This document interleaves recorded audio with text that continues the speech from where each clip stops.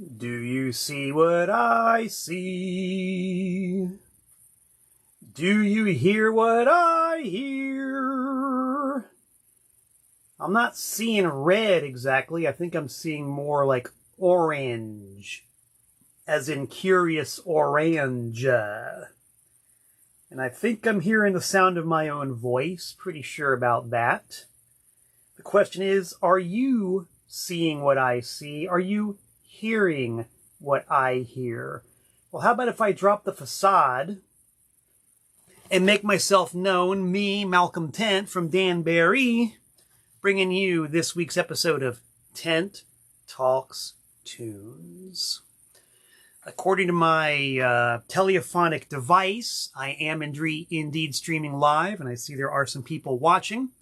So I'm going to give you my traditional close-up view of my forehead and my cheap $1 glasses as I lean over here to my monitor, aka my desktop computer, which is where I'm actually able to see who's tuned in and see reactions and thumbs up and thumbs like that and stuff like that and crossed words like that and spoonerisms like that. I see a couple of thumbs up. All right. That means that I am indeed here live on your internet. And it's good to be here, guys. Good to be here for yet another week of Tent Talks Tunes. Woo!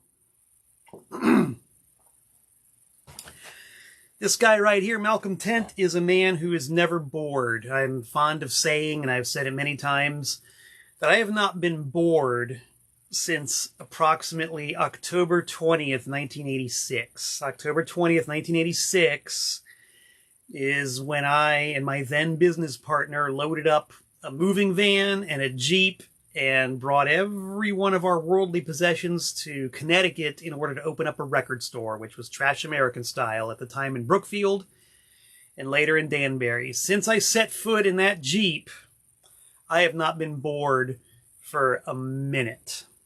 I've hardly been inactive for a minute. And that's good. That's the way I like it. I like it. I don't like boredom. Boredom does not fly around here. I can't do it. But things have been busier and less boring around here than normal. If you guys have tuned in to previous episodes of Tent Talks Tunes, you know that I got a lot going on these days. I'll tell you again if you want to hear it. I see I've got a message here. Let me minimize the message because I cannot communicate with people via Messenger when I'm on live. It takes a lot of typing and stuff.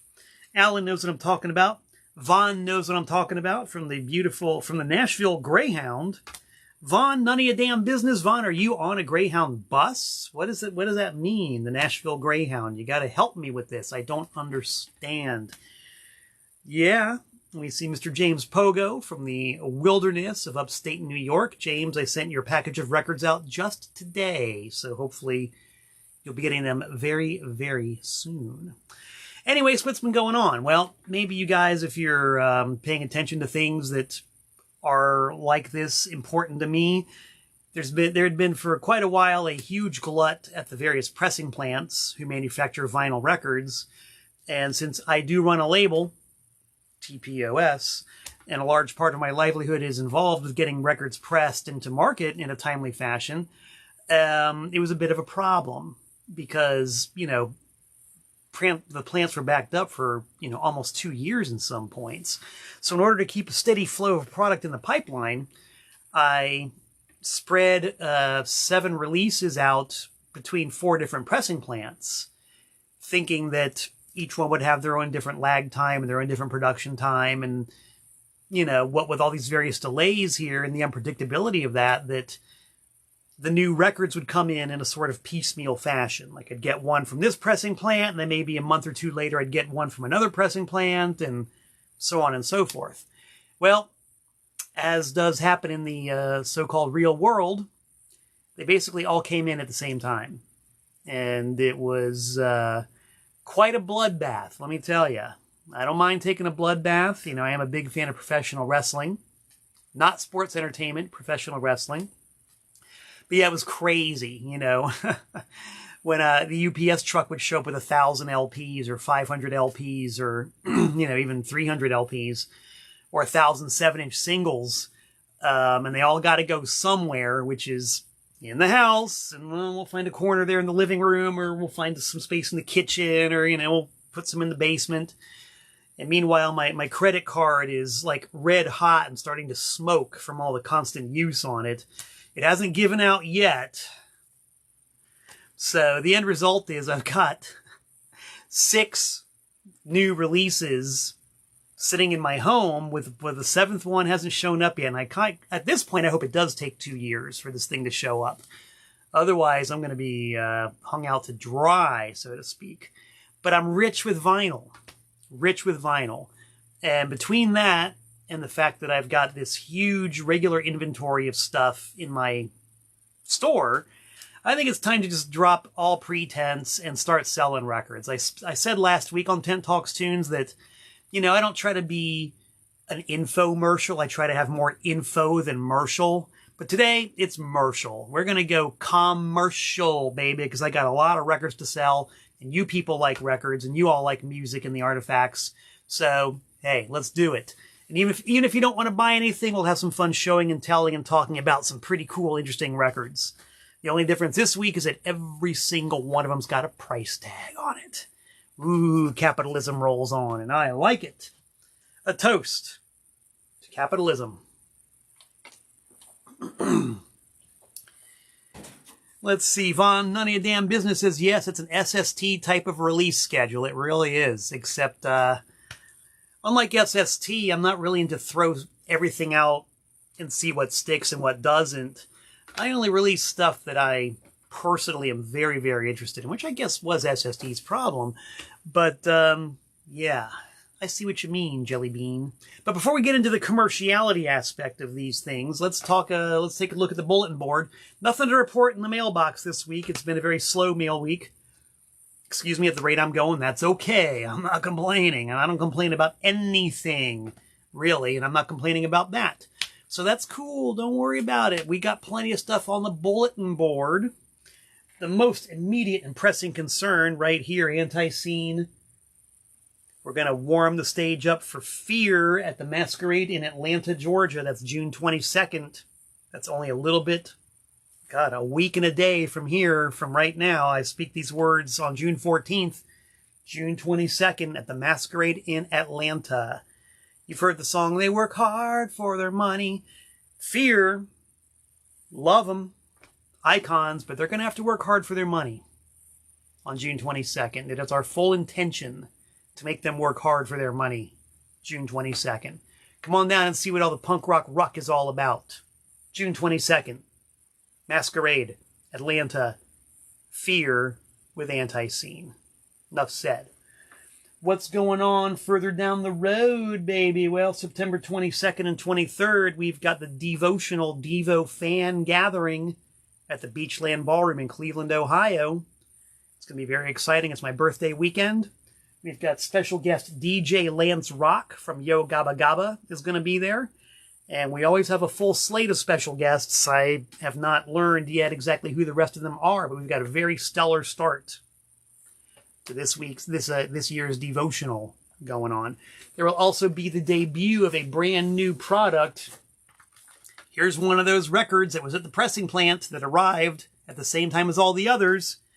Making its world debut at the devotional 2023 will be the Devoted LP. It's got a full color front.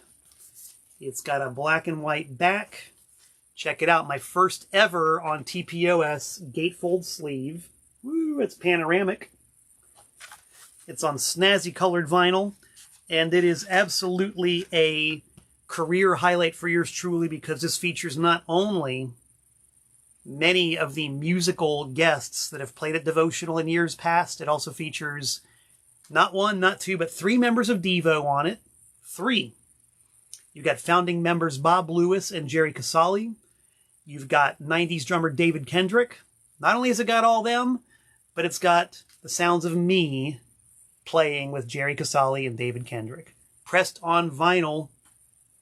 You will be able to get it at the Devotional in September. Looking forward to the week after that, September 30th. Anti-Scene's 40th anniversary celebration. It's gonna be a celebration, yo. Anti-Scene, Sweet Georgia Brown, and Joe Buck Yourself at the Ground Zero in Spartanburg, South Carolina. Word on the street has it that tickets are selling very fast. Very fast. And we don't like to predict the future. We are very leery about using the word sell out. But it's conceivable. So if you guys want to go see Anti-Scene strut their stuff in Spartanburg at the Ground Zero on September 30th, the 40th anniversary show, you should act quickly. Act now, don't cry later. Now, another product that made its appearance during the recent Vinyl Glut was what I opened up with. This will be making its debut at the Anti-Scene 40th anniversary show on special orange vinyl and or hyper deluxe blue vinyl. It is a TPOS release. The label does say trademark of Destructo, but I can assure you I released it. And this, my friends, is going to be hot, hot, hot, as the Cure would say. A special live Anti-Scene performance recorded in front of an invited studio audience in which they determined what the set list was going to be. It had never happened in Anti-Scene history ever, but we made it happen. Anti-Scene is a crackling hot house of ideas, and that was an idea that came to fruition. So that'll be at the 40th anniversary show. Now, between now and then, we do have the slight matter of the Profanatica United States tour. Not only when I'm not playing bass for Anti-Scene, I can be found playing the bass guitar with Profanatica. It begins July. I should have these dates memorized by now, right? July 13th in Cleveland, Ohio. Go through great cities like Columbus, Chicago, Minneapolis, Omaha, Denver, Salt Lake City, Seattle, Portland, Sacramento, San Francisco, San Diego, Los Angeles, Phoenix, El Paso, Houston, Austin, Dallas, St. Louis, Murfreesboro, Atlanta, again, and Raleigh, North Carolina on August 6th. It is, it's going to be heavy, and I'm playing the bass. And I do believe that's what we got going on here on the bulletin board. Von None of Your Damn Business says yes, he likes the trademark of quality parody label. That's a man who knows his vinyl. Salute. See, Brian Russell is here. Hello, Brian. Good to have you on board. Let's take a quick swig of great Danbury Tap. And let's talk tunes. So what I got here to my right, slightly off camera angle, maybe I can slide in just a little bit so you can kind of see. You can see the enormity of my problem. You can see how difficult my life is. This is a crate of records. Can you guys see that? This is a crate full of records, 12-inch LPs. And as you can see by looking at the top of it, if you can get the drift here, it's full. It's chock full. This thing weighs 90 pounds. 90 pounds of vinyl records. And what it has in here is stuff ranging from L to M in the alphabet. Approximately midway through the L's to approximately midway through the M's. 90 pounds of albums. And these are just the ones from L to M that I have priced, cleaned, and ready to go. I also have probably a similar number of records that are not priced and cleaned and not ready to go, and a similar number of L to M records that are going to go on Discogs that are not priced and cleaned or ready to go. That's my dilemma. Think about that. 26 letters in the alphabet, 3 categories. Priced, cleaned, and ready to go for general sale. Not priced, not cleaned, not ready to go for general sale. And then not priced, not cleaned, not ready to go on Discogs. 90 pounds a letter times 3. That's 270 pounds per letter, basically. And people wonder why I sing the blues about not having too much in the way of storage space. Oi! Yes, we're going to try to address that right now. I see a message coming in. We're going to minimize that and get back to you guys later. So speaking about messages, here's how we're going to work it. I'm going to show and tell all these records, and if you guys are interested in anything, send me a personal message via the dreaded Facebook, or if you're watching the rerun on Facebook, or if you're on YouTube, message me via Messenger, or I'm pretty sure my email address is on YouTube. Pretty sure my contact info is there. Message me if you want any of these. First come, first serve. I will check the messages after I sign off. And that's the best way to do it. If you guys try to leave a comment right here, right now, there's no guarantee that I'll actually see it and, you know, be able to get you in a fair manner. So we're going to go do it strictly by Messenger. First come, first served. And boy, these messages just keep on coming in. Woo! Okay. So, yeah, let's begin. I will, of course, mention Discogs. I've been pricing stuff like mad on Discogs. I might as well just give you a quick sampler. I wasn't going to do this. Give me a second to reach on over here and grab some stuff. This is just one absolutely random handful of records that I have listed on Discogs in the last few days. What do we got here? Vinyl Solution. 1970s gem music sampler with Susie and the Banshees. I think The Cure is on here. This techno thing by a band called Mugwai. An obscure Canadian kind of like funk pop band called the Pape Gang. How about Stella Parton, Sealed? Here's, who's this guy? Joey Pastrano and his orchestra. Some hot Latin boogaloo stuff. It's random, baby. Les Paul and Mary Ford, Sealed. These are all Pig Bag. There's some kind of arcane, gothic, industrial stuff. Pink Turns Blue. Yeah, man. Plaid. These are, I mean, this is just like one random sampling of stuff I just put on Discogs. I have over 1,000 titles on Discogs right now listed, including TPOS label stuff. This really does sound like an infomercial, doesn't it? I'm not sure I dig the commerciality of it, but I never have. That's the odd part about it. That's the weird dichotomy, is I don't really enjoy selling records. I enjoy hooking people up with music that they want. I enjoy talking about the formats.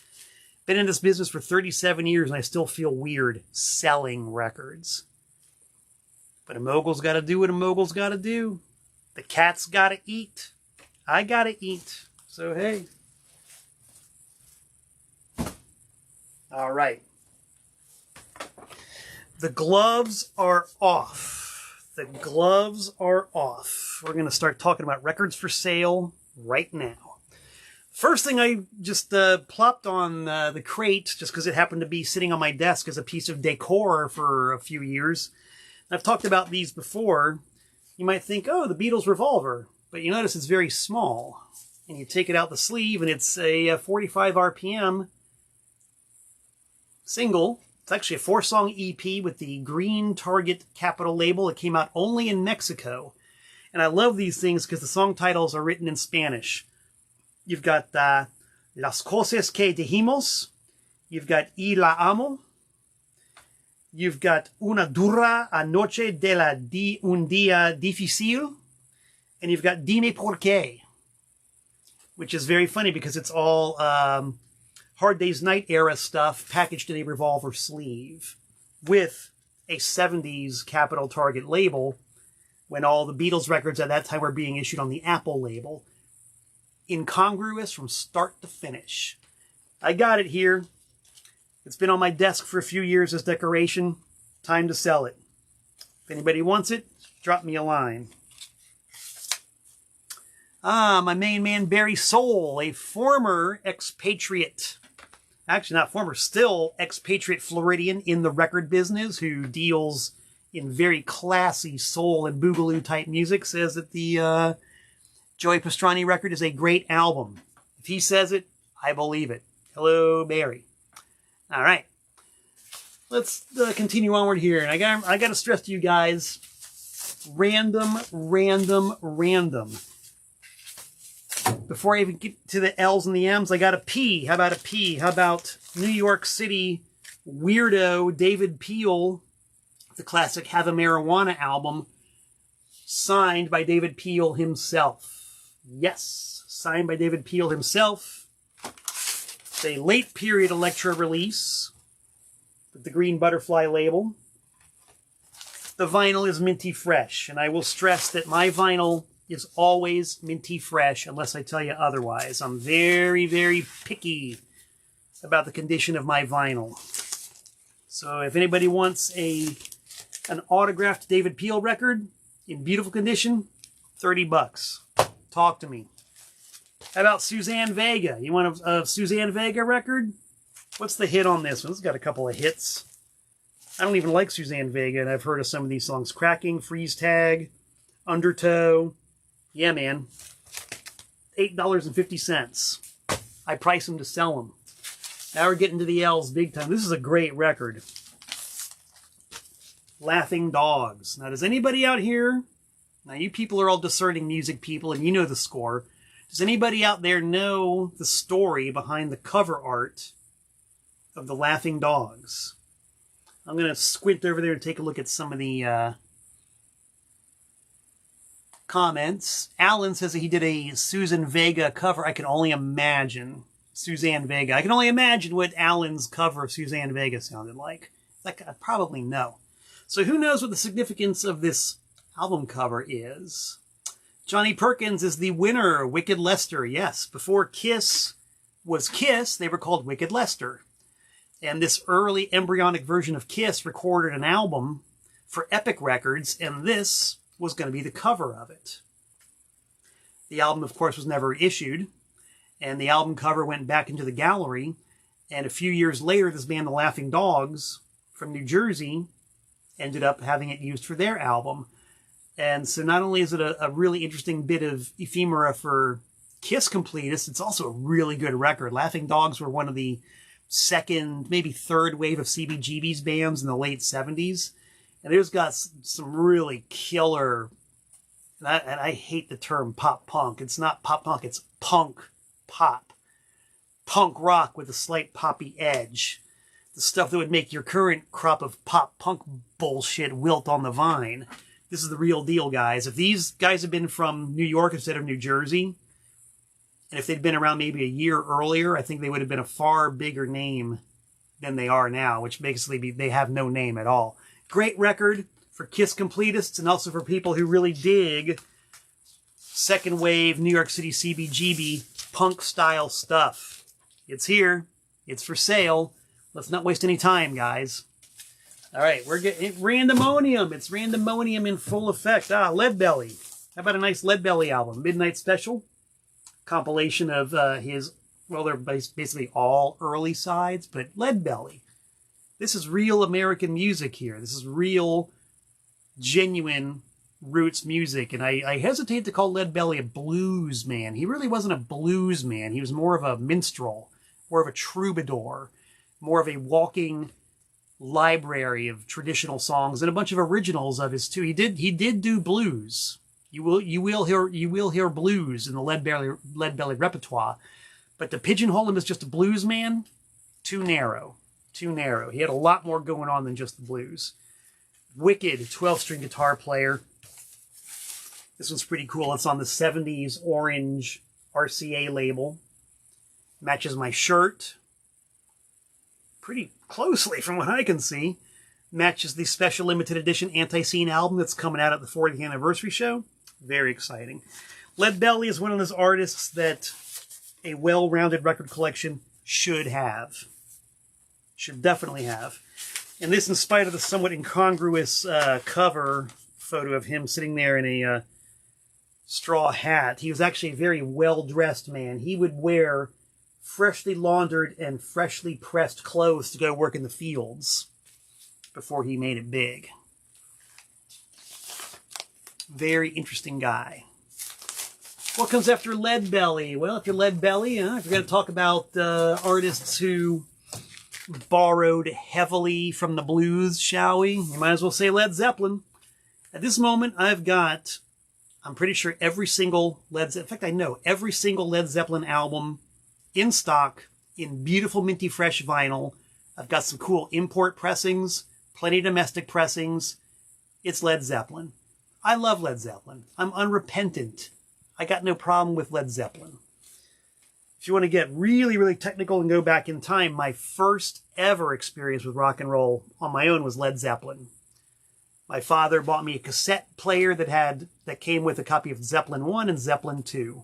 And that's what really started the whole thing. That's what led directly to my discovering Grand Funk Railroad and put me on the path that I'm on now. But yep, American pressing, nice and clean, gatefold sleeve, inner sleeve. That's the way I like to do it, kids. Plays perfectly. I gave it the needle test myself. Classic Atlantic label.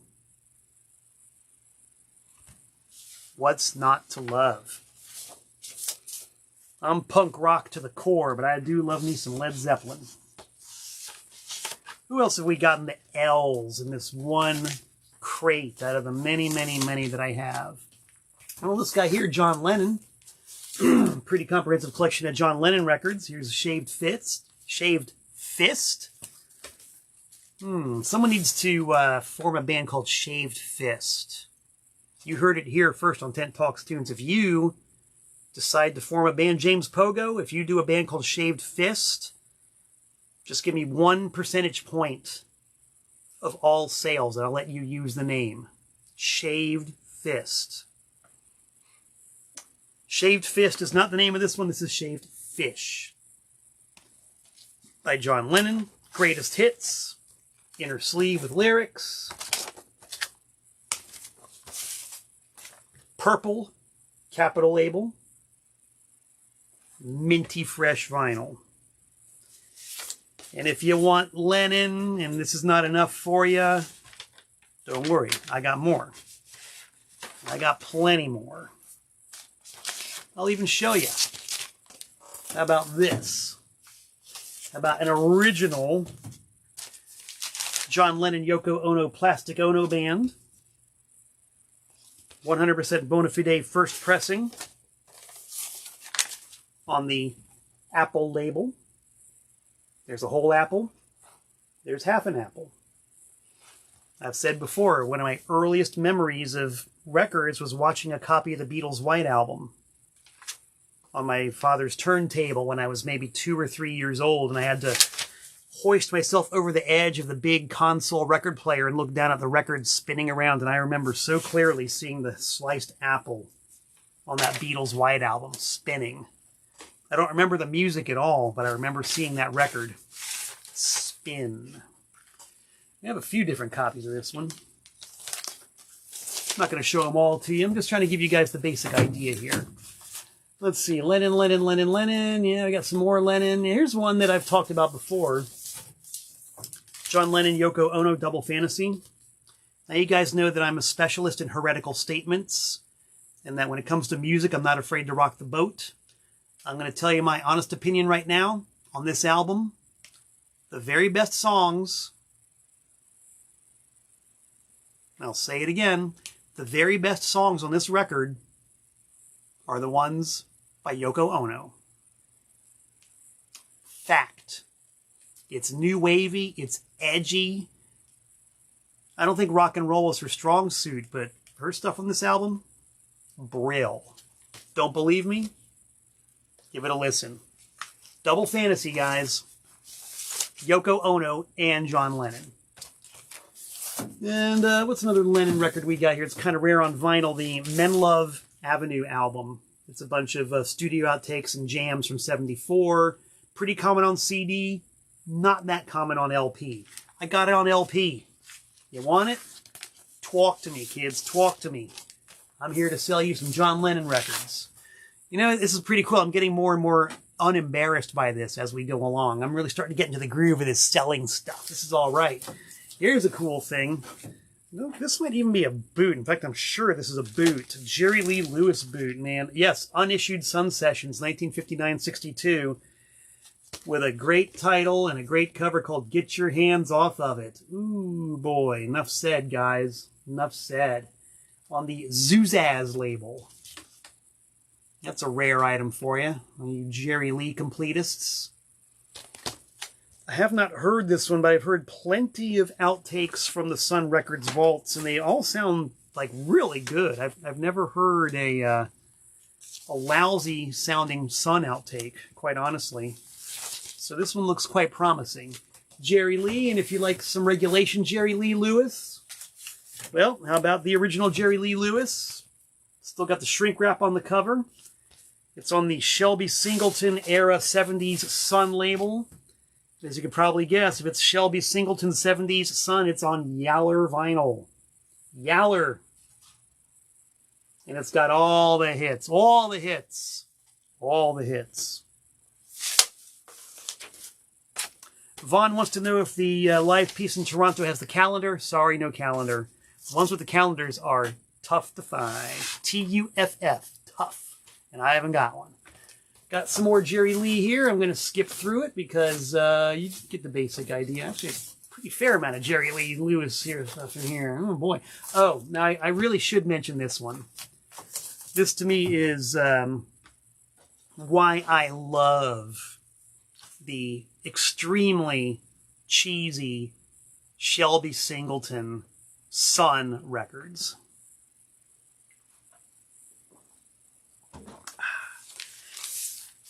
Even I, as much as I'm really getting into the groove of selling things here, would have been slightly embarrassed to have thrown this one out on the market. Duets, Jerry Lee Lewis and Friends. Okay, well, that's what it says on the front. And what's it say on the back? On the back it says Duets, Jerry Lee Lewis and Friends. All right. You read the fine print. It says Vocal Duets, Side 1. Save the Last Dance for Me, Sweet Little 16, I Love You Because, blah, blah, blah, blah. Vocal Duets, Side 2, Cold, Cold, Hard, What Did I Say, Good Golly, Miss Molly. And that's it. That's all the information you're going to get. It's Jerry Lee Lewis Duets. Jerry Lee Lewis and Friends. Open it up. Well, there's some more of that Sun yellow vinyl. I think Shelby Singleton must have invested in a yellow vinyl manufacturing plant. But what is it? It's Jerry Lee Lewis Duets? Who is it? They don't tell you who it is, but if you listen to it, and you've got more than one half of an ear, you'll recognize the voice of... Once again, I'm going to ask if anybody wants to guess, who is the mysterious, unnamed singer that Jerry Lee Lewis duets with on this record? Any guesses? Who wants to take a guess? Brian Russell. Brian Russell gets the winning guess. Yes, it's Orion. Orion, the man who would be king. The man who some people... I'm just saying. Some people think that Orion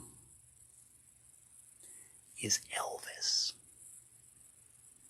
That's what some people think. Some people think that Orion is Elvis. And cheapo cash-in merchants like Shelby Singleton were very happy to let people think that and do whatever they could to make people think that.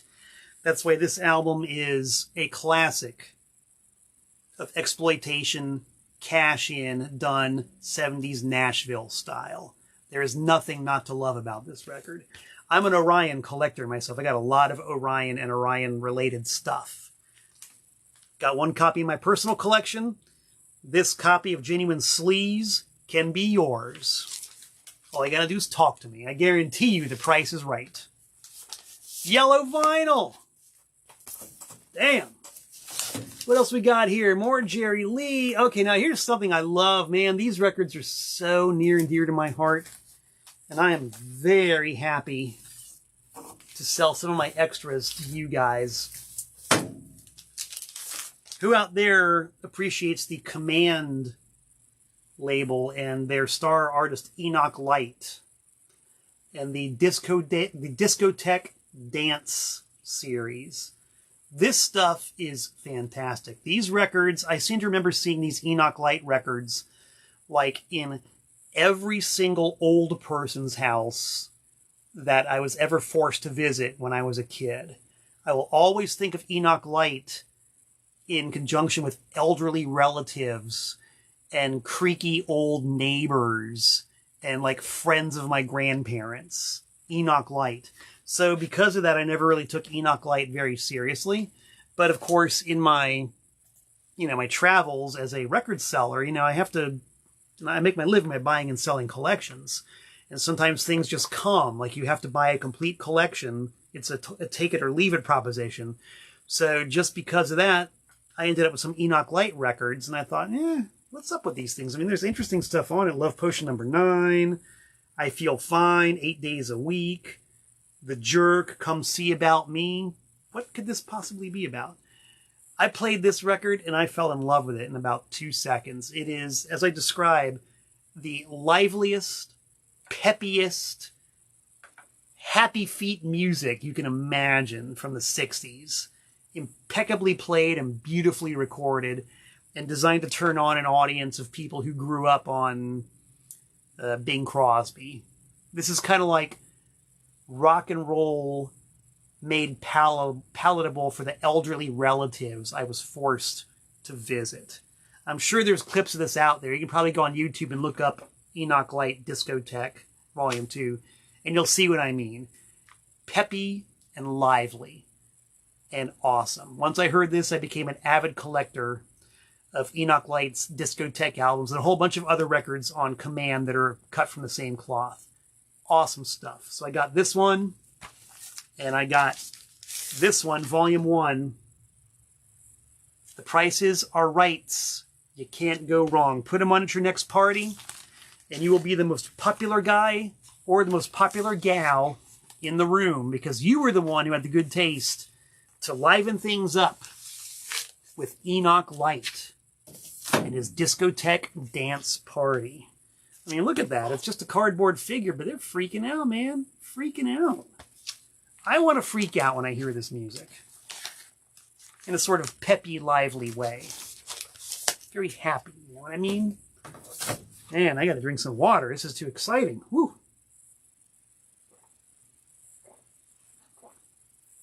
I see that some messages are coming in, so thanks, guys. I'm assuming that people are responding. My heart will be crushed and shattered if you're not. Hopefully you are. Just saying. I'm a very sensitive guy. All right, let's continue onward. Now, here's a band, and I've got a few of their records for sale. This band never, I think, ever got the recognition they deserved. They were always overshadowed by Sonic Youth. So it's like if in the like say the New York City noise scene of the early 80s, Sonic Youth were the Beatles, Pussy Galore were the Stones, and Live Skull were the Alan Price combo, or maybe the Dave Clark 5. They just never, ever, ever got the rave reviews and heavyweight scene status that Sonic Youth and Pussy Galore did. But man, they're good. They are really, really good. I saw them a couple of times around 1989, and they blew me away. I had some real, genuine, emotional moments watching these guys play live. And I love their stuff, man. Live Skull are seriously really, really good. Great back cover art. And all of these records are good. They never made a bad record. You know? They, don't take my word for it. Check them out. You can find Live Skull in many, many places.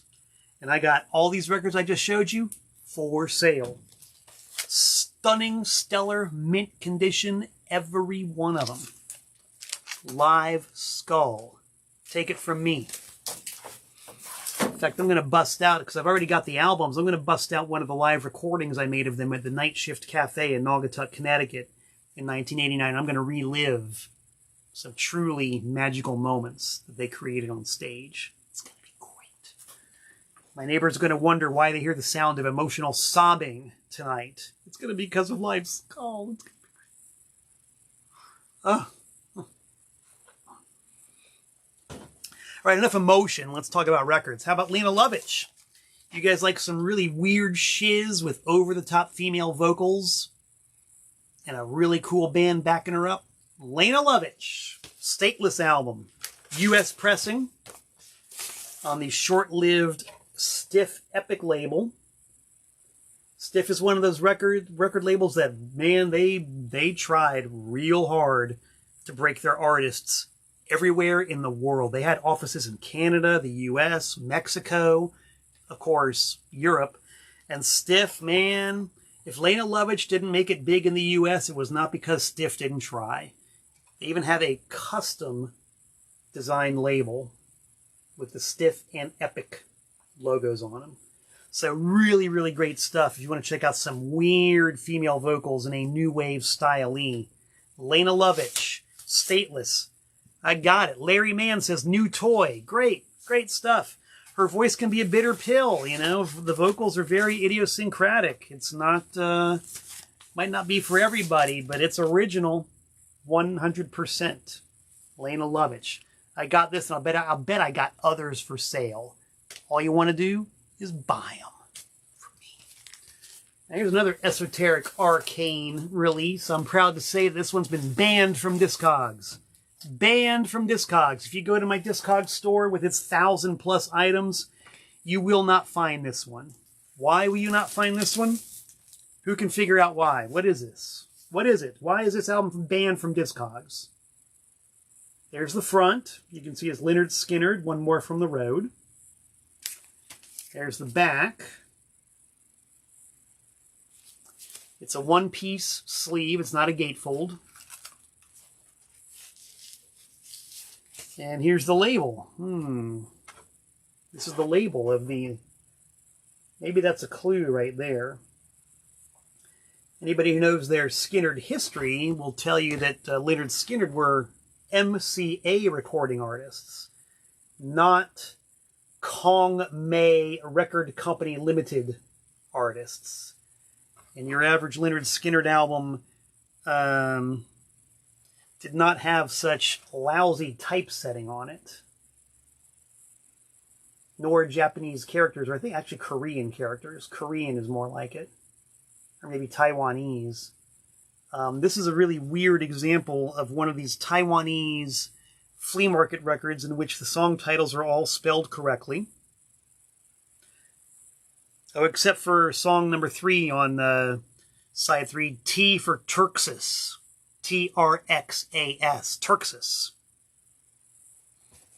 What else have we got here? The England Spoon, Crossroads, Freebird. Yeah, they got that one right. Whoa, come back here. I did not damage the product. It simply bounced off the crate. This, my friends, is a Taiwanese knockoff of the official One More from the Road. And just to give you a little bit of a compare and contrast, you just saw the Taiwanese version and its specifications. Here is a bona fide American version. That's the front. Oh, look at that, full color. Gatefold sleeve. And the aforementioned and fabled MCA labels. So if you guys want to get a somewhat complete collection of Lynyrd Skynyrd, One More from the Road, talk to me. I got a Taiwanese knockoff and a US of A original. And yes, it's got that song Freebird on it. I think the reason why Freebird is such a kind of a standing joke is because it's so damned awesome. Kind of like Stairway to Heaven, you know. The reason why it's so ubiquitous is because it's that good. What can I tell you?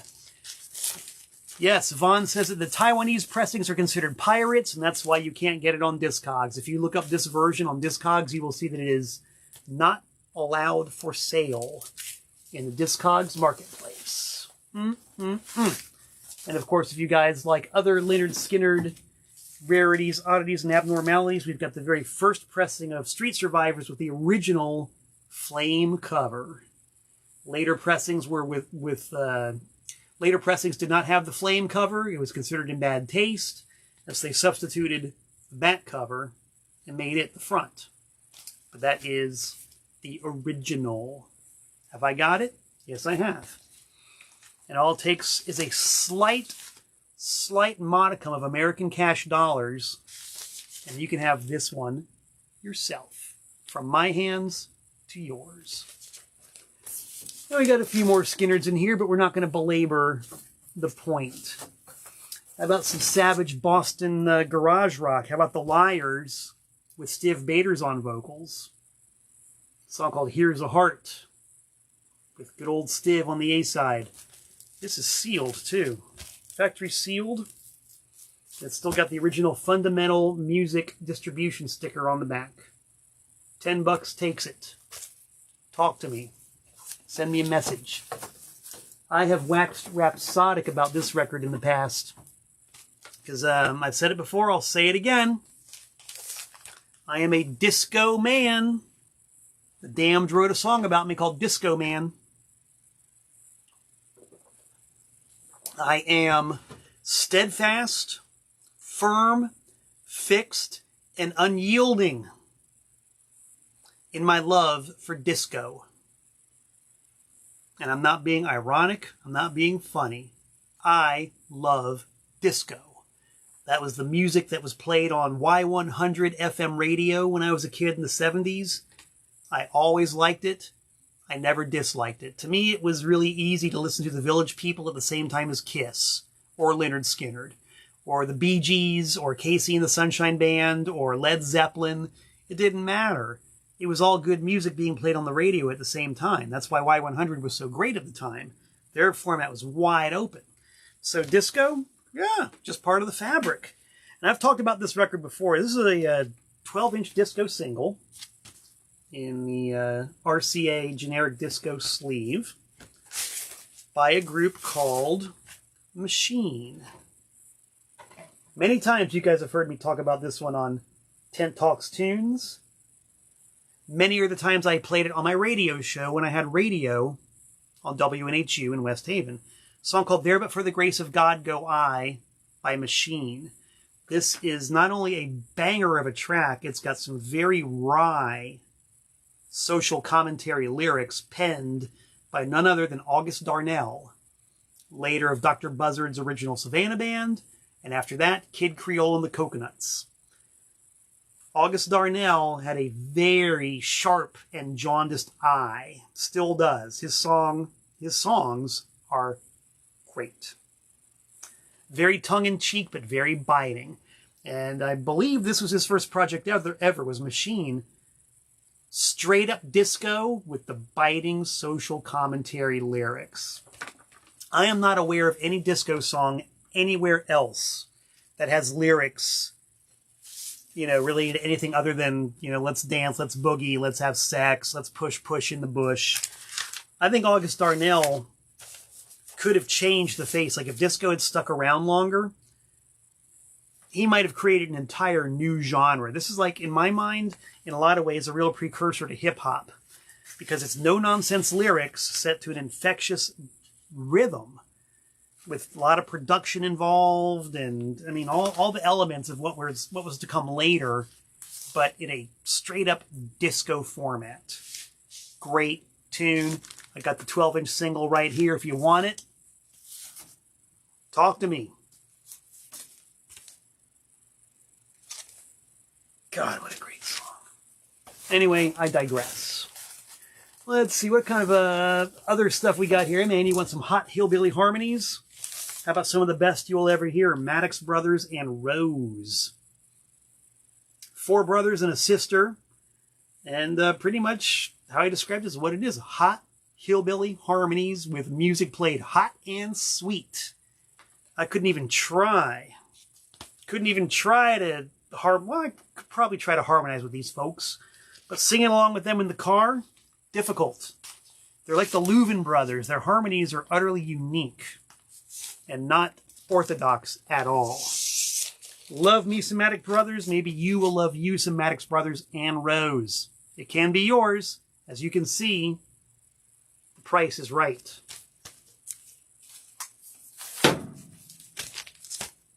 Gosh dang, all I can say is what I have here This is only, right here, the smallest sampling of Madonna 12-inch singles that I have in stock right now. I got a pile of them. You want Madonna 12-inch singles? You just let me know, bro. Speaking of disco 12-inch singles, here's a classic. You know, everybody was jumping on the disco bandwagon. Every record label had their generic disco sleeve. How about this one, man? Barry Manilow. Not only is it a Barry Manilow 12-inch disco single, it is Barry Manilow singing en español. En el Copa, Copacabana. Yes. En el Copa by Barry Manilow on a 12-inch single. Do I have one of these in my personal collection? Yes, I do. Would you like my double? I would like to think that you do.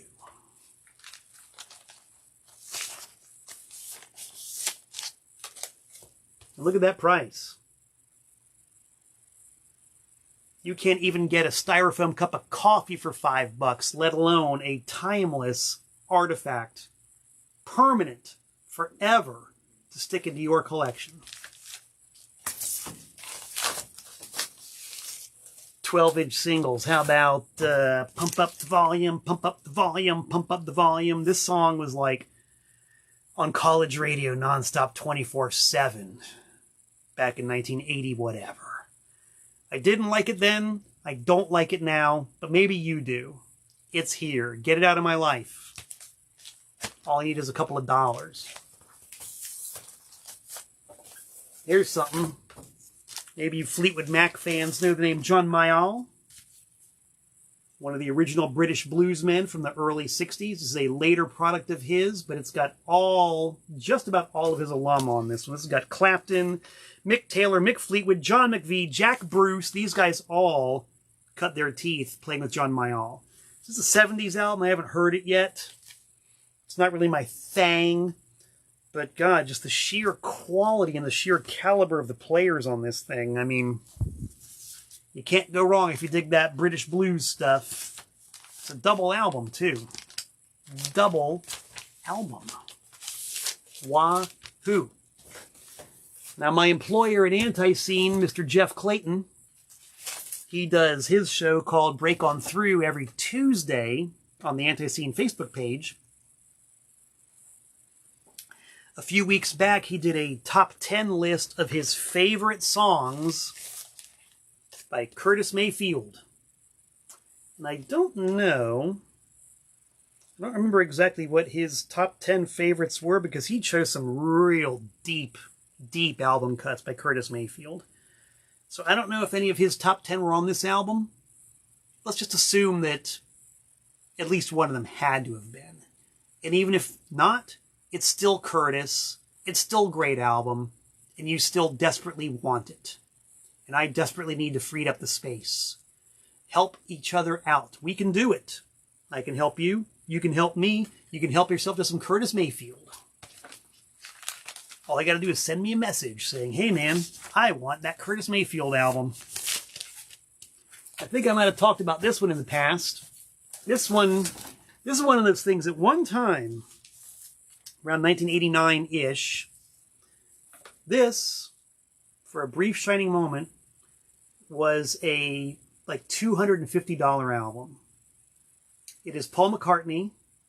It only came out in what was at the time the Soviet Union. It was an exclusive release for the Soviet Union. Loosely translated, it's called Back in the USSR. And you just could not get them in the States. It's him doing all rock and roll covers. And they were rare as HE double hockey sticks. Came out on the official Soviet label, Melodia.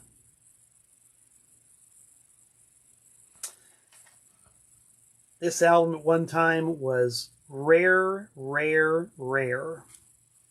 But then, employees at the Russian embassy in Washington, D.C. got word about how sought after this product of the Soviet motherland was and how much the American capitalist running dogs wanted it. So I guess they exercised their diplomatic prerogative and had plane loads, bus loads, truck loads, ship loads of these things sent over from the Soviet Union. And before you knew it, it went from being a $200 record to about a $2 record because there were so effing many of them on the market at one time. It was ridiculous. You could hardly go to a record fair without tripping over boxes of these things, you know.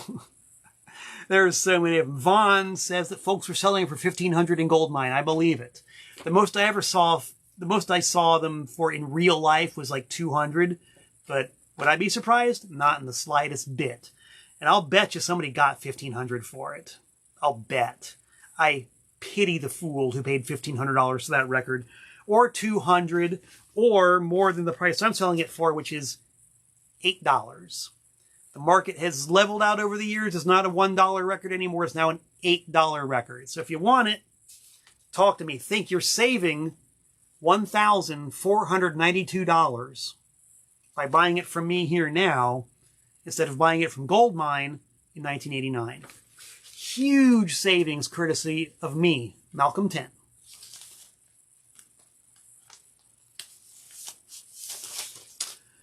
Let's see. We're sort of getting to the back of this crate finally, which is good because I'm just about running out of time here. We got a whole bunch of McCartney stuff. You know, we're not going to get too in-depth in it. I'll just flash a few things. How about Don McLean, American Pie? Bye, bye, Miss American Pie on genuine full-length vinyl. What do you want, some Mekons? I got you some Mekons right here. Mekons rule. Another one of those live bands that just blew me completely away. They were so inspiring. And as human beings, just so real and genuine and down to earth. They would just hang out, you know. My band, the Bunny Brains, opened up for the Mekons at a, I guess you could call it a youth center. It was more like an all-ages venue in downtown Danbury. The Mekons playing at this come-and-go all-ages venue in Danbury called the Chicken Coop with my band opening. And the Mekons just showed up, hung out all night, watched us play. They played their set. We hung out with them afterwards. It was really, really cool. Great band. True band of the people. The Mekons. Brian Swirsky says it's a weird Mekons record. That means it's a good one as far as I'm concerned. How about some of this delicious stuff? Melt Banana. This will peel the paint off your walls if you're not careful. Maybe your neighbor's walls as well. Melt Banana from Japan. Wow, it's extreme, man. How about from Japan to Brazil? I want some Sergio Mendes. I got it, man. I got it. All you got to do is talk to me. You know the price is right on this motherfucker. Let's see. I'm just going to reach over here. What do we got? We got some real cornball stuff. Steve Miller. I've never been a Steve Miller fan, but I'll sell his records. He doesn't offend me. I actually owned Steve Miller Book of Dreams when I was in 7th grade, and I played that record a lot. What do you want? Ministry? I got Ministry. Joni Mitchell? How many Joni Mitchell records do you want? Just tell me how many Joni Mitchell records you want. How many different Joni Mitchell records you want. All you have to do is communicate to me what your desire for Joni Mitchell is and how many different Joni Mitchell records you want. And I have no doubt in my mind whatsoever that I can make you a happy music consumer. And that's actually the end of that crate. Just like that. Just like that. The end always comes when you least expect it. And I just ran out of records in the crate. I got nothing left in the L to M crate after Joni Mitchell. But don't worry, there's another crate that starts with M-O and goes to about N-A. And then after that, you get the basic idea. I got thousands of records for sale. And you guys just saw a brief, cursory glimpse of my huge problem of having all these records for sale. So if you want something, tell me. If there's something you want and you didn't see it in this little tiny thimbleful of ice cream from the 55-gallon ice cream drum, tell me. I love to supply your needs, your want lists. I love filling want lists. Hit me up. If you want to see some more stuff, Discogs, TPOS, 1,000+ items listed right now on Discogs. I put every verschluggener one of them up there myself. Personal touch, in effect at all times with me, Malcolm Tent. Whew, I will not be back on air next week because I will be in Atlanta, or at least on my way to Atlanta, for the Fear Anti-Scene gig, which I'm very excited about. But I'm pretty sure that I will be back on air the following week, the 29th. I should be, or 28th, I should say. I should be back on air the 28th. So, thank you guys for bearing with me in my overt commercial overkill. I hope you at least had some enjoyment. Hope you dug what you saw.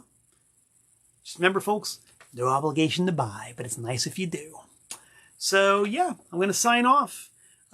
People have said, where's Harry the cat? Harry is kind of back to his old habits. He's curled up sound asleep on the sofa. He had a pretty good run there for a few weeks where he was coming in and hogging all the action, but he's having some mercy on the old guy, and he's letting me have some camera time this week. So, thanks to Harry for keeping it cool this week and just being a cool cat in general.